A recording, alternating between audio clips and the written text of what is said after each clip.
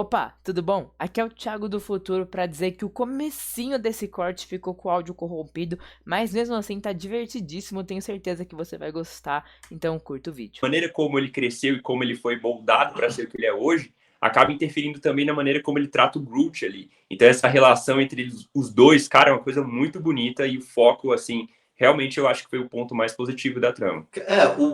O próprio James Gunn, ele disse que na cabeça dele sempre foi o Rocket o protagonista, né? E hoje, olhando para trás, assim, nos dois primeiros filmes, você começa a ver que essa construção já estava lá atrás também, desde o primeiro, dele sendo um líder, no segundo, quando o Peter decide sacrificar, e ele diz que não pode perder um outro amigo. Ele é o único dos Vingadores do Guardiões da Galáxia que sobrevive ao estalo. Então, ele sempre foi desenhado como um sobrevivente e ele sempre foi visto como um líder, né, pelos outros Guardiões. E a gente teve finalmente a explicação do porquê que ele era do jeito que ele era. E é um personagem que acabou enriquecendo muito com uma história relativamente simples, né? É muito emocionante, mas assim, é um passado triste, mas claro, é objetivo, não fica confuso pra ninguém por que ele é do jeito que ele é. Então eu fiquei bem surpreso, porque também acompanhei assim de leve os Guardiões da Galáxia nas HQs, porque ele nunca foi famoso. Mas, pô, o Rocket tinha dez aparições na Marvel antes do James Gunn. Tipo, na história, ele apareceu 10 vezes em 50 anos de empresa.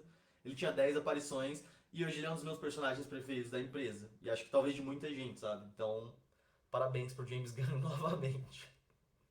Eu tenho até uma pergunta para vocês, né, antes da gente prosseguir, que é, concluída essa trilogia, James Gunn, Guardiões da Galáxia, qual o personagem preferido de vocês? Tanto no sentido de completude, aquilo que a gente conseguiu enxergar de desenvolvimento de personagem, mas ao mesmo tempo aquele que mais tocou vocês ao longo da jornada. Assim. Eu tinha uma coisa muito profunda com a Gamorra. Assim. Eu me identificava com ela de uma maneira muito real, sendo bem sincero com vocês. E eu acho que a maneira como essa personagem foi desenvolvida é muito interessante. O arco do vilão, mas é aquele vilão que poderia ser o herói, sabe? É o famoso herói quebrado que se tornou o vilão ali, o antagonista da parada. Eu enxergava muito nisso nela. Mas eu acho que o Drax, cara, é o personagem que o James Gunn conseguiu transmitir a maior sensibilidade ao lado do Rocket, sabe? Nessa trilogia. Eu acho que a maneira como esse personagem se desenvolve, o Dave Bautista, eu tô falando assim de um dos caras que eu mais admiro, eu acho, na indústria hoje, é o Dave Bautista, porque ele interpreta muito bem. Eu acho que ele entrega ali, pô, cada segundo o máximo que ele pode, sabe? E eu vendo as entrevistas pós-filme, pós-premiere, ele super emocionado falando do personagem que ele tava louco para se desligar, mas ao mesmo tempo é um personagem que mexeu muito com ele. Eu acho que a maneira como esse cara conseguiu entregar um personagem que a gente não esperava, porra, para mim foi sensacional, assim, o meu preferido até então. O Drax, como você disse, ele tem um dos arcos mais completos, assim, né? E o negócio da última cena dele, pra mim, que realmente encerra o ciclo dele, é que apesar dele ter sido sempre visto como, assim, a força bruta do Guardiões da Galáxia, ele sempre foi meio que reconhecido como aquele... Era o idiota adorável da galera, sabe? E é uma conversa que a Nebula tem com a Mantis, que ela fala na cara dele, fala, pô, mas você é um idiota, você não se toca que você é um idiota. E aí ela apaga essa memória dele. Mas isso liga na dança, porque acho que no primeiro Guardiões da Galáxia, ele fala isso pro Peter Quill, né? Ele fala, pô, existem dois tipos de pessoas no mundo, as que dançam e as que não dançam. E você só precisa encontrar alguém patético como você pra dançar. E aí nesse próprio filme ele fala de novo, né? Ele fala, pô, só idiotas dançam. Aham. E mesmo com a memória apagada, no final, quando a Nebula chega à conclusão de que, olha, pô, você não é só um destruidor, você é um pai, ele chega à conclusão de que ele realmente é um idiota também, sabe? Então, tipo, que ele pode dançar, que ele pode ser aquela pessoa. Então é finalmente ele aceitando quem ele realmente era. Ele era alguém que dançava também, no fim das contas, sabe? Porra, que Eu massa, acho, cara. pô, muito poético o jeito que ele coloca tantos detalhes dentro de um filme, assim, eu fiquei impressionado. Pô, falando sobre o Groot, eu acho que apesar desse foco menor, sempre foi, né? Na verdade, o Groot é aquele coração no meio dos personagens. E eu acho que a maneira como ele consegue levar o sentido de preocupação nesse filme em relação a todos os personagens é absurdo. Assim. Eu nunca senti, quer dizer, já senti em outras produções, mas eu nunca senti em um filme da Marvel essa noção de preocupação que eu tive tão como eu tive nesse terceiro filme. Porque quando a gente assiste La Guerra Infinita, a gente tem a ideia de que, pô, esses personagens não vão ser deixados para trás.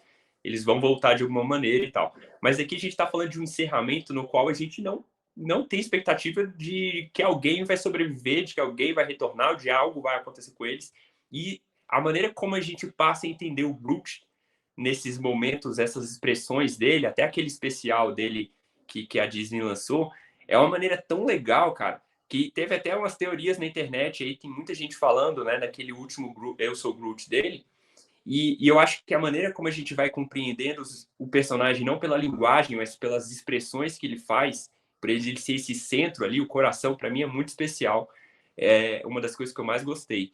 E sobre o Adam Warlock, pô, é difícil, porque sempre que a gente tem um personagem muito poderoso, dentro de uma trama que talvez ela não consiga explorar o máximo do potencial dele, é difícil discernir se ele é um personagem mal executado ou se ele é um personagem que vai ficar devendo para a próxima, né? Porque a gente não sabe como ele vai ser utilizado nas próximas. Eu vou deixar essa aí pro Fernando.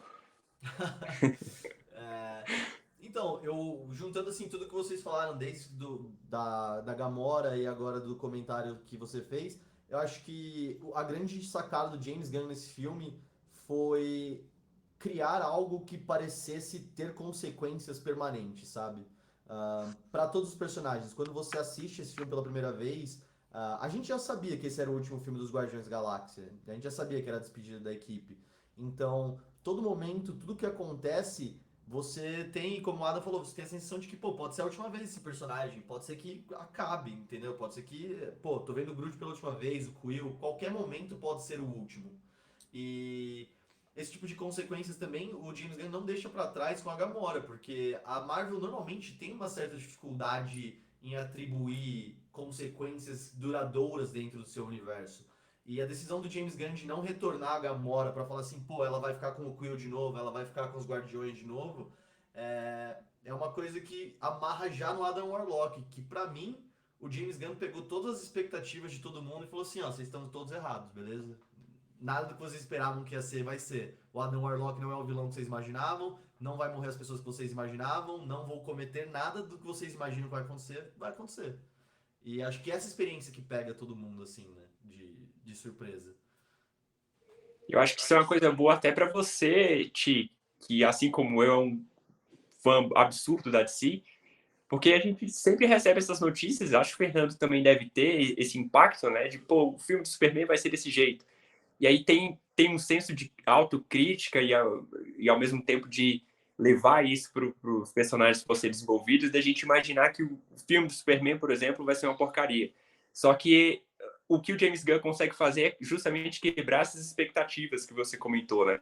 Então talvez a gente receba um outro espetáculo aí que a gente não está imaginando que possa acontecer, mas, pô, tá bem próximo.